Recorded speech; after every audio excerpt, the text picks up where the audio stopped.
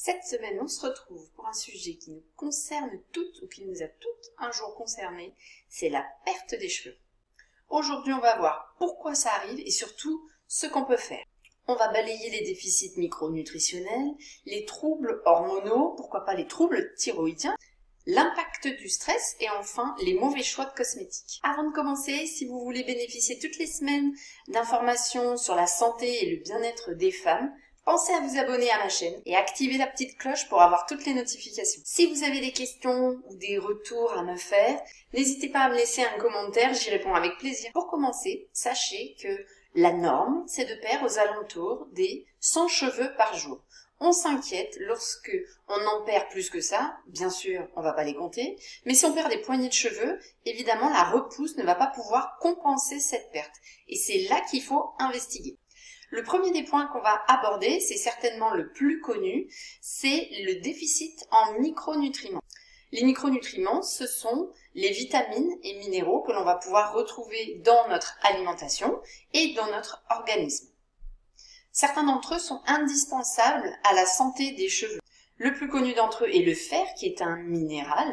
Les femmes en âge de procréer manquent cruellement de fer et très souvent de fer à cause des menstruations et de la perte de sang. Parfois, il suffit juste de se supplémenter en fer pendant quelques semaines ou pendant quelques mois pour voir s'améliorer la pousse des cheveux. Le statut en fer qu'il faut essayer d'atteindre dans le sang, c'est comme valeur santé 60 nanogrammes par millilitre. La norme dans les labos commence à 30 nanogrammes par millilitre. Donc effectivement, si vous faites une analyse avec votre médecin généraliste et que vous êtes à 30, il ne va pas vous conseiller de faire une supplémentation en fer. Alors qu'en réalité, si on s'attaque à la pousse des cheveux et à leur qualité, il faut essayer d'atteindre ces fameux 60 nanogrammes par millilitre. Quand on veut se complémenter en fer, il est indispensable de savoir exactement où on en est. Prendre du fer alors qu'on en a déjà une quantité suffisante est dangereux. Deux autres minéraux sont aussi impliqués dans la qualité de la pousse des cheveux, c'est le zinc et le cuivre. Le zinc est quelque chose d'assez déficitaire dans la population générale. On peut retrouver dans l'alimentation ces minéraux dans les végétaux, mais aussi dans les protéines animales en ce qui concerne le fer notamment. Pourquoi dans les protéines animales plutôt que dans les protéines végétales? Les deux contiennent du fer, mais pas la même forme. Dans les protéines animales, comme le poulet, la viande rouge ou les œufs, vous allez retrouver une forme de fer qu'on appelle héminique, qui est très biodisponible. C'est-à-dire que votre corps va pouvoir l'utiliser très facilement. Alors que dans les protéines végétales, vous allez retrouver cette forme non héminique, qui a beaucoup plus de mal à entrer dans notre système sanguin et dans nos cellules. Bien entendu, on ne va pas se mettre à manger 500 grammes de viande par jour. Ça va poser d'autres problèmes en termes de santé. Mais on peut peut-être, pendant un moment, en rajouter un petit peu. Et bien sûr, toujours la possibilité de se servir de complémentation. Si vous allez vers des compléments alimentaires, trouvez des formes de fer qui sont adaptées, biodisponibles. Par exemple, du bisglycinate de fer, des fers que l'on dit chélatés, les vieilles formes de fer qui sont remboursées par la sécurité sociale comme l'Innofer ou le Tardiféron, qui sont prescrites par les médecins, sont quand même des formes très peu assimilables par votre organisme. C'est pour ça qu'il y en a autant finalement dans chaque cachet. C'est parce qu'au final, vous n'allez en absorber qu'une toute petite partie, donc on est obligé d'en mettre beaucoup.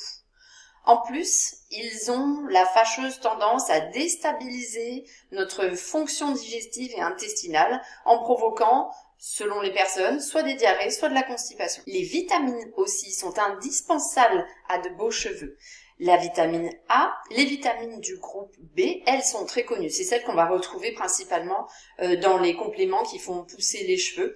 Également dans la levure de bière. C'est pour ça qu'on conseille de consommer de la levure de bière parce qu'elle contient toutes les vitamines du groupe B. La vitamine E aussi, qui est une vitamine antioxydante. Et la vitamine D, grande oubliée finalement de la santé des cheveux. On l'évoque souvent pour d'autres choses. La santé osseuse, le plus souvent, mais aussi la fonction immunitaire. C'est une vitamine très importante dans la fonction immunitaire, mais on l'oublie alors qu'elle est indispensable à une belle qualité capillaire. Pareil, cette vitamine D est très déficitaire dans la population. On estime que 85% de la population manque de vitamine D, et particulièrement ceux qui habitent dans le nord, puisque leur exposition au soleil est moins importante. Cette vitamine se synthétise donc principalement grâce au soleil. Ça ne veut pas dire qu'il faut se faire frire pendant des heures, mais juste exposer des petits bouts de peau 15-20 minutes par jour permet déjà de synthétiser un petit peu de vitamine D. Dans l'alimentation, on va la retrouver dans les poissons gras, comme les sardines, les maquereaux, la morue ou le foie de morue. Tout comme le faire, il faut être sûr de son statut finalement. C'est bien de faire un petit bilan avec votre médecin, un bilan vitaminique et un bilan des minéraux pour voir où vous en êtes. Et en fonction, vous pourrez vous supplémenter. Les supplémentations en vitamine D, elles existent sous deux formes. Soit on prend de petites gouttes le matin, ça dépend de comment c'est dosé, mais entre 2 et 10 gouttes chaque matin. Soit votre médecin pourra vous prescrire des ampoules, qui sont des ampoules super dosées en vitamine D. Ça peut être un peu remis en question sur la physiologie et sur la capacité qu'a notre corps à absorber autant de vitamine D d'un coup. C'est vrai. Mais quand on a une carence très importante, je pense que c'est quand même un moyen indispensable, au moins au début, de faire remonter le niveau de vitamine D. Les derniers micronutriments qui doivent également faire partie de votre assiette, ce sont les acides gras. Deux sont particulièrement intéressants dans la santé des cheveux. Les oméga 6, mais les oméga 6 GLA et DGLA, que l'on va trouver dans l'huile d'onagre ou l'huile de bourrache, et les oméga 3 que l'on va trouver dans les poissons gras notamment. Une fois que l'on s'est assuré que ce n'était pas tout simplement un déficit en micronutriments qui faisait tomber nos cheveux, on peut aller un petit peu plus loin.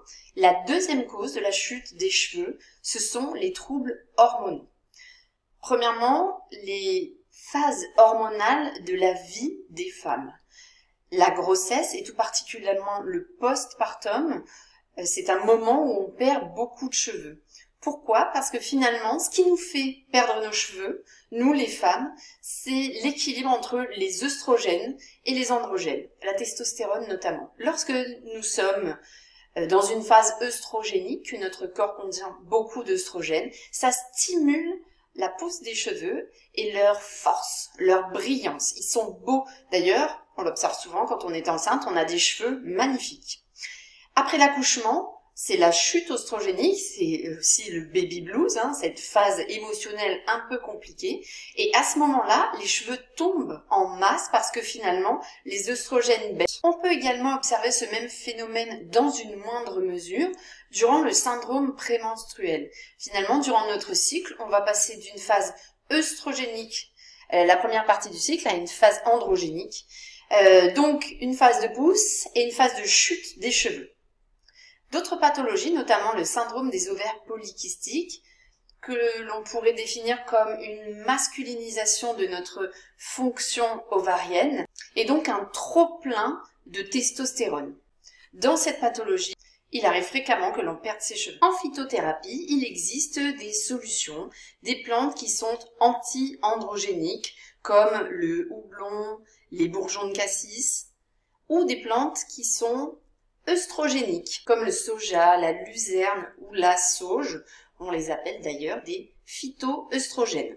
On peut s'en servir pour essayer de réguler un peu notre fonction hormonale. Il ne faut pas faire n'importe quoi, surtout durant notre cycle menstruel. Et il y a des plantes qu'il faut prendre à un instant T et pas à l'autre.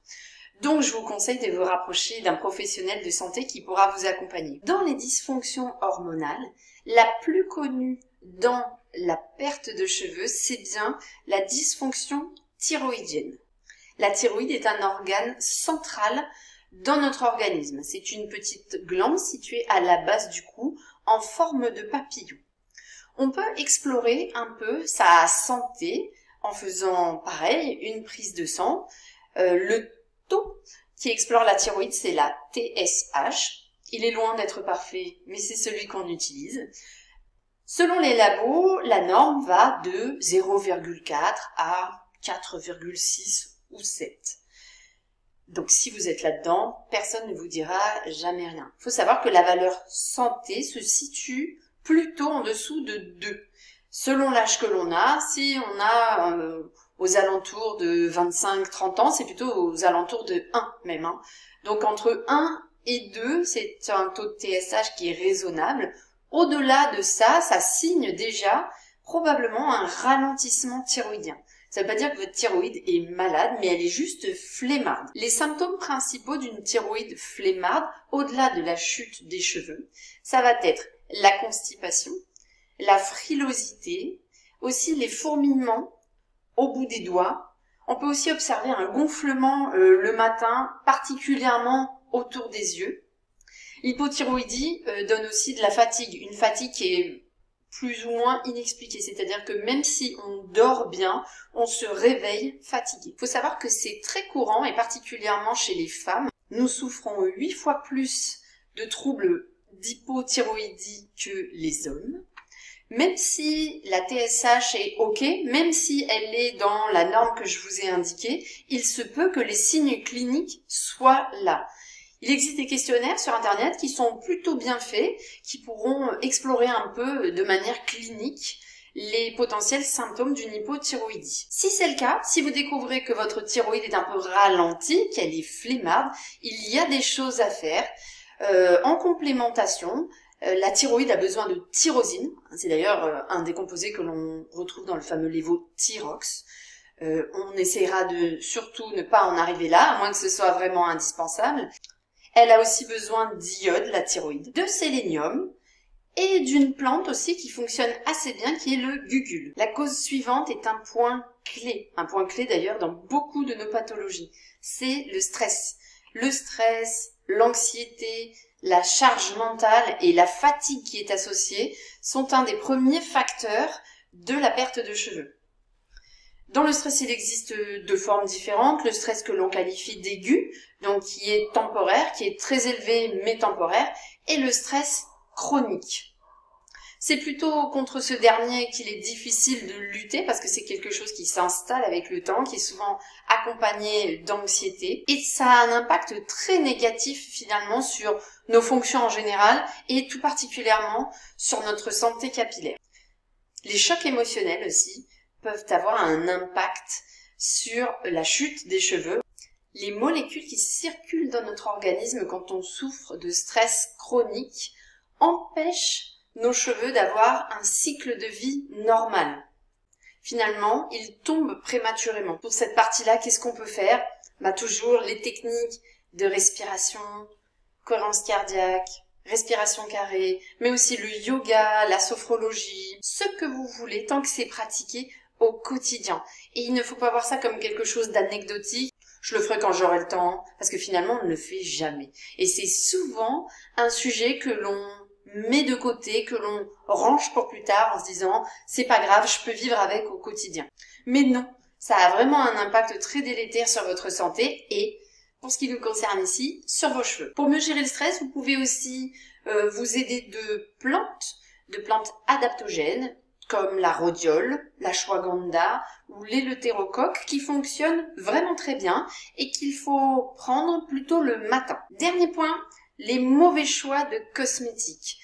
Vous l'avez vu depuis quelques mois, on entend beaucoup dire que les sulfates que l'on trouve dans nos shampoings mais aussi dans nos gels douche sont assez nocifs pour notre peau et pour notre cuir chevelu. C'est vrai, au départ ces sulfates sont utilisés dans les garages de mécanique, les garages automobiles finalement pour dégraisser les pièces automobiles. C'est quelque chose qu'on a ensuite intégré dans les cosmétiques parce que finalement ça a un pouvoir dégraissant très fort, mais beaucoup trop fort. Ça décape complètement notre peau et nos cheveux. Du coup, essayez de vous tourner plutôt vers des produits qui n'en contiennent pas. Alors certes, le pouvoir moussant va être moins élevé. Ne vous étonnez pas, mais ce n'est pas pour ça que ça lave moins, c'est juste une question d'habitude.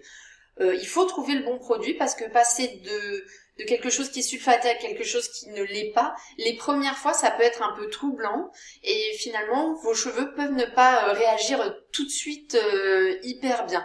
Pour qu'ils retrouvent leur souplesse, leur brillance, il faudra peut-être 2 ou 3 shampoings.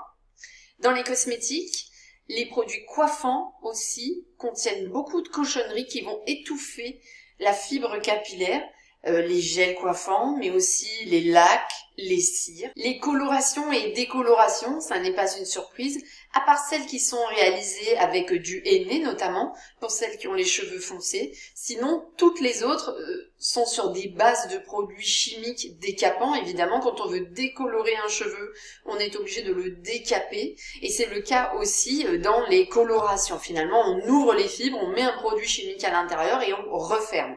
Quand on est dans une phase où on perd ses cheveux, même si on a l'habitude de faire souvent des colorations ou des décolorations, c'est peut-être le moment de réduire un tout petit peu la cadence, le temps que vos cheveux finalement reprennent un petit peu du poil de la bête. Super jeu de mots. Le fait aussi d'attacher ses cheveux trop souvent et surtout trop serrés, ou celles qui ont l'habitude de faire de petites tresses, surtout autour du front, ça va avoir tendance à fragiliser vraiment ces petits cheveux là et à les faire tomber. Donc on récapitule. Lorsqu'on perd ses cheveux et qu'on en perd trop et qu'on le voit, il faut s'en occuper.